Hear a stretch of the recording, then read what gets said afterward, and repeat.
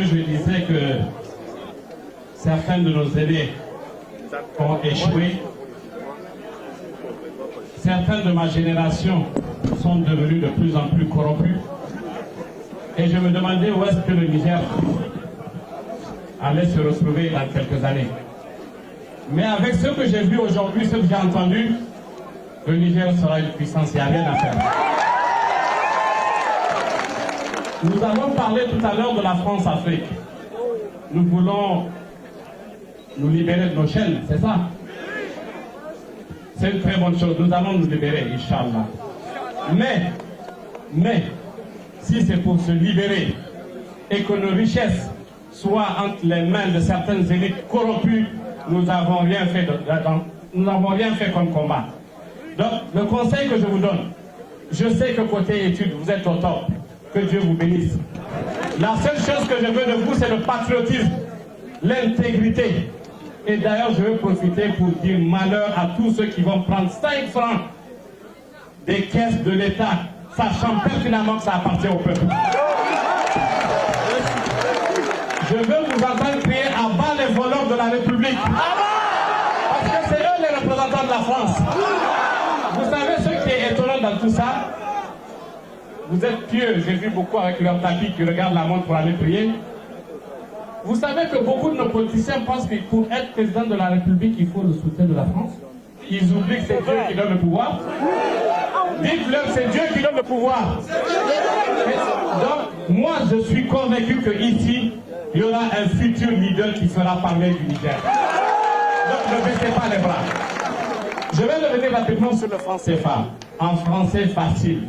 Le jour où nos chefs d'État ou nos ministres des Finances iront en France à partir de l'aéroport Charles de Gaulle à Paris, pourront enlever un billet de 10 000 pour payer leur taxi, ou le jour où ils vont finir leur mission, payer l'hôtel avec le CFA, nous allons les soutenir. Le CFA n'est même pas connu à partir... dès que vous rentrez dans l'avion, ils ne savent même plus c'est quoi ce torchon. Donc, je vais revenir aussi rapidement sur le gros problème en fait que nous avons aujourd'hui, c'est parce que nous écoutons les médias Made in France. Vous savez, ils nous formatent avec ce qu'ils disent.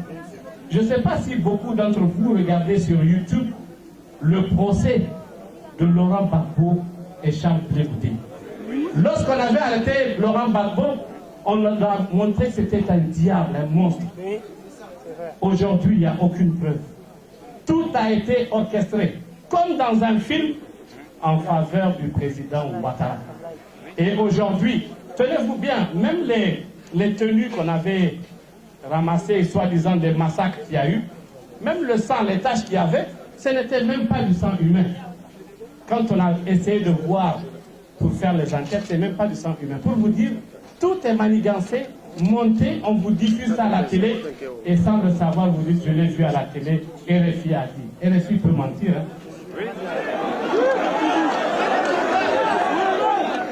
Donc, ça c'est France 24. C'est eux qui ont montré comment Gbagbo était dictateur, comment il avait. Et aujourd'hui, ils ont honte de dire que Gbagbo c'est un héros national. Donc ça c'est zéro. Donc ce que moi je voulais vous dire. Vous avez vu ce qui s'est passé en France avec la lutte des Gilets jaunes. Ils n'ont pas fait un bon traitement, ils ne montraient pas tout ce qui se passait. Ils n'ont pas montré tous ces combats qu'il y avait. Heureusement que nous sommes dans un monde de réseaux sociaux. Les Gilets jaunes même prenaient des vidéos qu'ils envoyaient et nous avons vu ce qui se passait chez eux. Donc ils nous montrent seulement ce qu'ils ont envie de nous montrer et ils nous formatent.